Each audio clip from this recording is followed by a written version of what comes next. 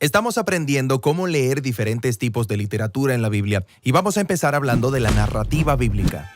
Las narrativas, en su forma más básica, tienen personajes en un contexto, pasando por una serie de eventos, y se conoce como argumento a la manera en que estos eventos son seleccionados y ordenados por el autor.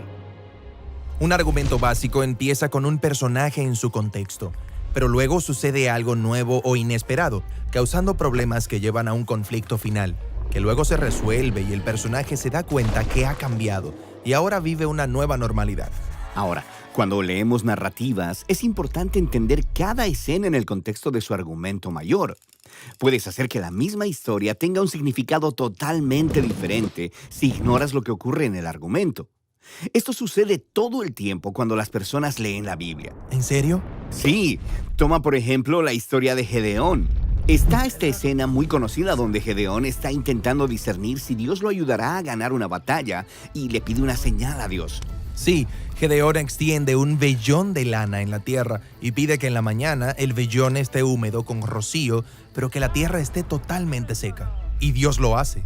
Así que si miras esta escena aislada, ¿cuál es el conflicto? ¿Cómo puede Gedeón saber que tendrá éxito? ¿Y el desenlace? Prueba a Dios, pide una señal y averígualo. Sí. Y así es como muchas personas leen esta historia y pierden el punto completamente, porque están ignorando la trama mayor. ¿En serio? Sí, empecemos por el principio.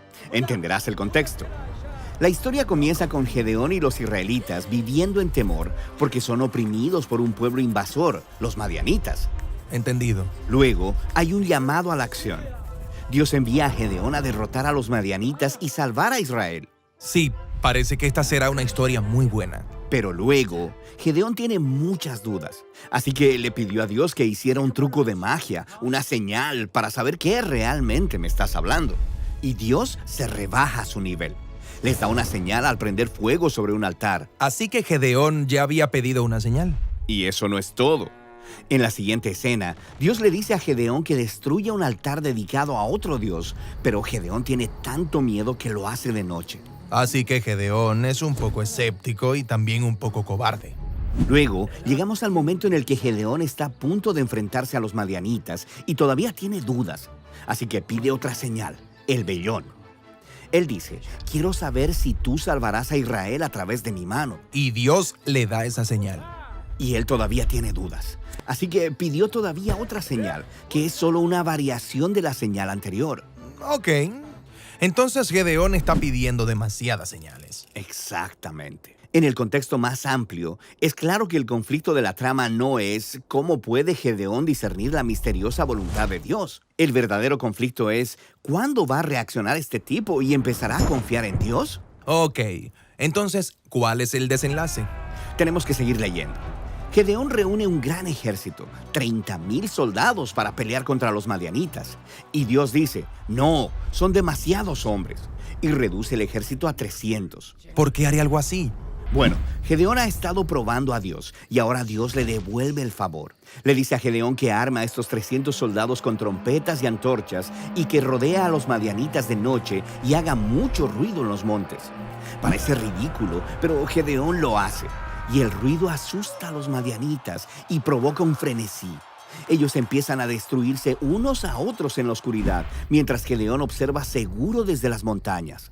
Entonces, ¿esta historia no le está ofreciendo a los lectores consejos para discernir la voluntad de Dios? No, se trata del compromiso de Dios de usar personas débiles con defectos profundos para hacer mucho más de lo que ellos se imaginan. Ok. Entonces, las escenas cortas, como la de Gedeón y el vellón, se combinan con otras escenas que forman un argumento mayor. Y trazar el conflicto y el desenlace a través del argumento te ayuda a ver el mensaje que el autor está intentando transmitir. Ahora, la historia de Gedeón ha sido colocada junto a muchas otras historias que también tratan de estos líderes imperfectos y muchas veces cuestionables, llamados jueces. Y cada una de estas tiene su trama interna.